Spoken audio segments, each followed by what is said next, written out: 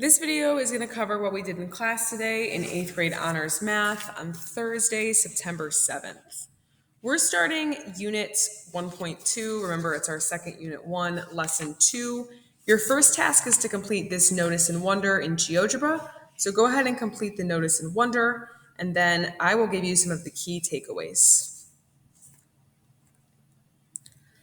All right, so there's a few important things to notice on this task here. I'm going to zoom into the grid. The first thing we talked about in class was how each of these triangles creates a 45-degree angle. And we know that it creates a 45-degree angle because if we look at a full rotation, there are 6 equivalent triangles that fit into 360 degrees. So 360 degrees is the entire circle, and we can see that within any circle there is 1, 2, 3, 4, 5, 6 triangles, and each one is 45 degrees. The other thing we talked about that's important is what this grid is called. This is called an isometric grid. And it's going to help us today to work on grid moves or translations and transformations in a different way than we would be able to do on a coordinate grid. If you had other things in your notice and wonder, that's great. Leave them there. And if you have anything to add after listening to what we talked about, you can pause this video and add. Okay, so our next task is pretty much the rest of this GeoGebra set.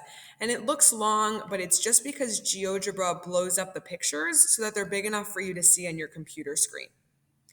I'm going to go over how to move the shapes so that you're clear on what's expected of you. This says follow the directions below each statement to move the figure. You'll use the vectors to show translations. And a vector is a quantity that has a magnitude, which is a size, and a direction. It's represented by an arrow. So let's do an example together. In the first applet, they want you to translate triangle ABC so that A goes to A with the little dash mark over it, which means the copy of A, right? When there's that apostrophe over the A, it means the copy of A. So we want to pick the vector tool first. This is the vector tool. We're going to translate by vector. And to translate by vector, you want to click on the original point A and then the new point A. And a vector should be popping up. See, I did it wrong, so you got to be careful. You got to click on the original point A, vector tool, original point A, and drag your vector to the new point A. There we go. So you can see this is a little tricky because I'm having a little bit of a tough time with it. Let's read the directions again. Select the original point A, then the new point A. You should see a vector, they say. Oh, here is my vector tool. See, I was clicking on the wrong tool. Don't make my mistake. All right, once we've clicked on the vector, we need to select the translate by vector tool. That's this tool here.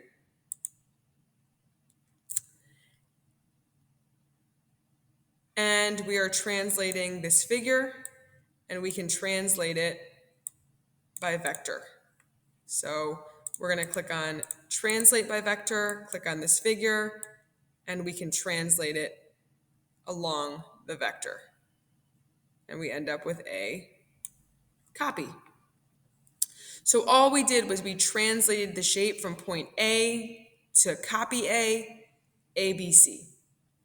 This is a translation because it is sliding. And remember, translations slide. You don't actually need to type anything for your answer here. You just need to follow those directions that are listed up top. So we practiced a translation. A translation is a slide. The next one says, in the applet below, translate ABC, so C goes to C copy. And you'll be doing the same thing here. Instead of using the translation tool, the vector with A, you'll create a vector from C to C copy, and then you'll use the translate by vector tool to move the shape. Your job is to do all of the translations, rotations, and I'm gonna need a part 2, so click on part 2 of the video. I'm running out of time.